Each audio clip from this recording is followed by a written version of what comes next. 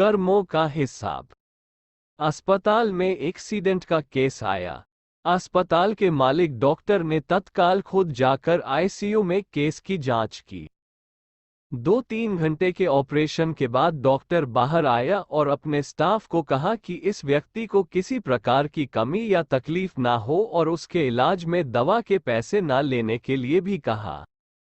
तकरीबन 15 दिन तक मरीज अस्पताल में रहा।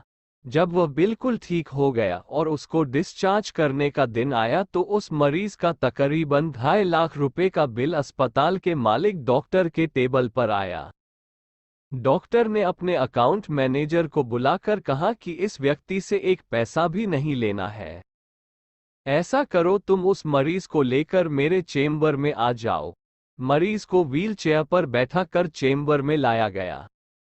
डॉक्टर ने मरीज से पूछा, रमेश भाई मुझे पहचानते हो क्या? मरीज ने कहा, लगता तो है कि मैंने आपको कहीं देखा है।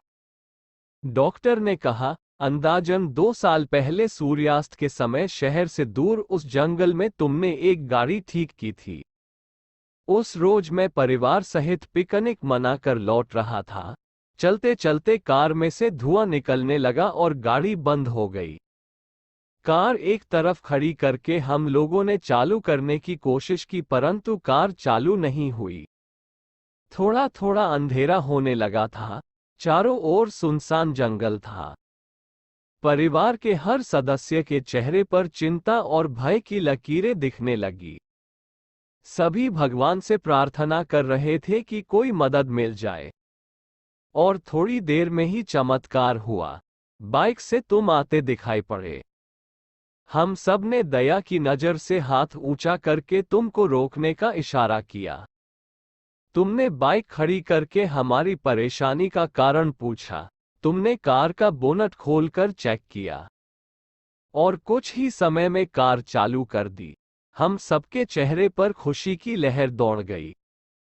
हमें ऐसा लगा कि जैसे भगवान ने आपको हमारे पास भेजा है, क्योंकि उस सुनसान जंगल में रात गुजारने के ख्याल से ही हमारे रोंगटे खड़े हो रहे थे। तुमने मुझे बताया था कि तुम एक गैराज चलाते हो। मैंने तुम्हारा आभार जताते हुए कहा था कि रुपए पास होते हुए भी ऐसे मुश्किल के समय में मदद नहीं मिलती। तुमने ऐसे कठिन समय में हमारी मदद की। इस मदद की कोई कीमत नहीं है, यह अमूल्य है। परंतु फिर भी मैंने पूछा था कि आपको कितने पैसे दूं। उस समय तुमने मेरे आगे हाथ जोड़कर जो शब्द कहे थे वो शब्द मेरे जीवन की प्रेरणा बन गई है। तुमने कहा था कि मेरा नियम और सिद्धांत है कि मैं मुश्किल में पड़े व्यक्ति की मदद के बदले कभी कुछ नहीं लेता। मेरी इस मजदूरी का हिसाब भगवान रखते हैं।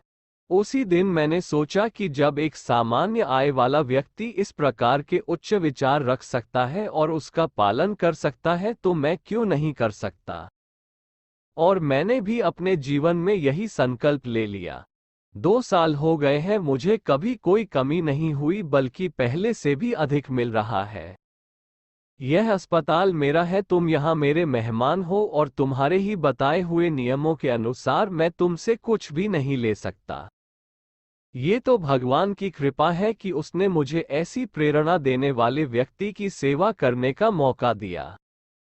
ऊपर वाले ने तुम्हारी मजदूरी का हिसाब रखा और वह हिसाब आज उसने चुका दिया।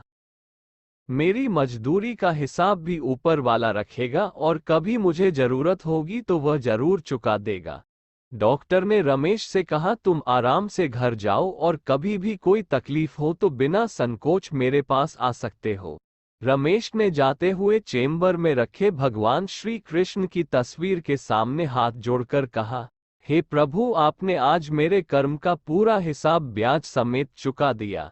याद रखें कि एक बार भगवान चाहे माफ कर दे परंतु कर्मों का हिसाब चुकाना ही पड़ता है। तो दोस्तों, आपको ये कहानी कैसी लगी हमें कमेंट करके जरूर बताएं। धन्यवाद।